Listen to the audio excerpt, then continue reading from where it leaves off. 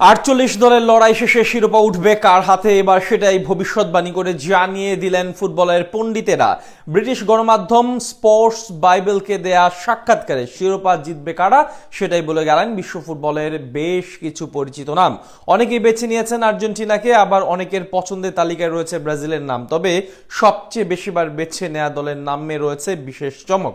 Football পণ্ডিতদের হিসেবে এবারকার আসরে শিরোপা জিতবে কারা সেটা নিয়ে বিস্তারিত থাকছে প্রতিবেদনে। প্রথমবারের মতো 48 দল নিয়ে অনুষ্ঠিত হচ্ছে ফুটবল বিশ্বকাপ। এমনকি শুরুর দিনেই দেখা গেছে চরম নাটকীয়তা। তবে এরই মাঝে জন্ম দিয়েছে নতুন এক আলোচনার, কার হাতে উঠবে বিশ্বকাপের ট্রফি। সেই প্রশ্নের উত্তর খুঁজতে ব্রিটিশ গণমাধ্যম স্পোর্ট বাইবেল কথা বলেছে সাবেক ফুটবলার, কোচ, বিশ্লেষক, এমনকি ফর্মুলা 1 তারকা, বাস্কেটবল খেলোয়াড় ও জনপ্রিয় কন্টেন্ট নির্মাতাদের সঙ্গে। সবারই পছন্দের তালিকায় ঘুরে ফিরে এসেছে 4-5টি দলের নাম। তবে সবচেয়ে বেশি আস্থা জাগানিয়া দলের নামে দেখা গেছে বিশাল চমক। কেননা বেশিরভাগ দলই তাদের বাজির ঘোড়া হিসেবে বেছে নিয়েছে ফ্রান্স ও ইংল্যান্ডের মতো দলকে। বিশ্বকাপের আগে শক্তিমত্তার বিচারে স্পেন, ফ্রান্স, ব্রাজিল ও বর্তমান চ্যাম্পিয়ন আর্জেন্টিনাকে অন্যতম ফেভারিট ধরা হচ্ছে। অনেকে আবার তার সাথে জড়িয়ে দিয়েছে পর্তুগাল কিংবা ইংল্যান্ডের নামও। কিন্তু বড় টুর্নামেন্টের সৌন্দর্যই হলো এখানে কাগজে কলমের হিসেব সবসময় মাঠের খেলায় নাও মিলতে পারে। আর তাই তো 48টি দলই স্বপ্ন দেখছে 19 জুলাই নিউ জার্সিতে বিশ্বকাপ ট্রফি উঁচিয়ে ধরার। তবে বিভিন্ন অঙ্গনের তারকাদের ভবিষ্যৎবাণীতে সবচেয়ে বেশি সমর্থন পেয়েছে ইংল্যান্ড। 1966 সালের পর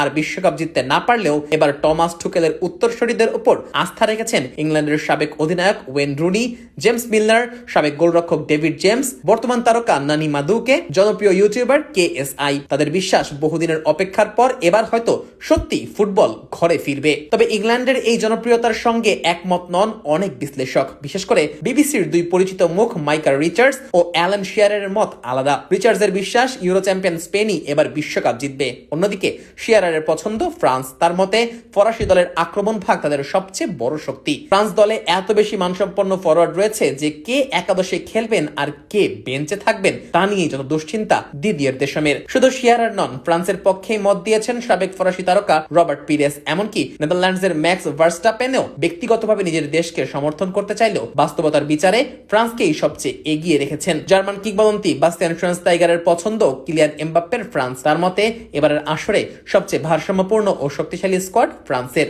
স্পেনও পিছিয়ে নেই। ইউরো জয়ের পর আত্মবিশ্বাসে উজ্জীবিত দলটিকে শিরোপার অন্যতম দাবিদার মনে করছেন অনেকেই। মাইকা রিচার্ডসের পাশাপাশি জনপ্রিয় কন্টেন্ট নির্মাতা অ্যাংরি গিনজের বিশ্বাস তরুণ তারকা লামিনে ইয়ামাল স্পেনকে বিশ্বকাপের মঞ্চেও সাফল্য এনে দিতে পারবেন। অন্যদিকে অবাক করার মতো বিষয় হলো বর্তমান বিশ্ব চ্যাম্পিয়ন আর্জেন্টিনার পক্ষে খুব বেশি সমর্থন দেখা যায়নি। স্পোর্ট বাইবেলের এই জরিপে কেবল NBA খেলোয়াড় জেলেন ওয়েলসি আর্জেন্টিনাকে শিরোপা ধরে রাখার পক্ষে মত দিয়েছেন। যদিও আন্তর্জাতিক ফুটবল বিশ্লেষকদের বড় একটি অংশ এখনো লিওনেল স্কালোনির দলকে অন্যতম ফেভারিট হিসেবে বিবেচনা করছেন। ব্রাজিলের উপরও আস্থা রেখেছেন দেশের কিংবদন্তি অধিনায়ক কাফু ও বর্তমান ফরওয়ার্ড গ্যাব্রিয়েল মার্টিনেলি। তাদের বিশ্বাস তরুণ ও প্রতিভাবান এই ব্রাজিল দলটি বিশ্বকাপে বড় কিছু করতে পারে। অন্যদিকে সাবেক বেলজিয়াম অধিনায়ক এডেন হ্যাজার্ড নিজের দেশের পক্ষেই ভোট দিয়েছেন। তবে ইংল্যান্ডের সম্পর্কে মন্তব্য করতে গিয়ে তিনি রসিকতার সুরে বলেছেন তাদের বিশ্বকাপ জেতার কোনো সুযোগ নেই, সর্বোচ্চ কোয়ার্টার ফাইনাল পর্যন্ত যেতে পারে।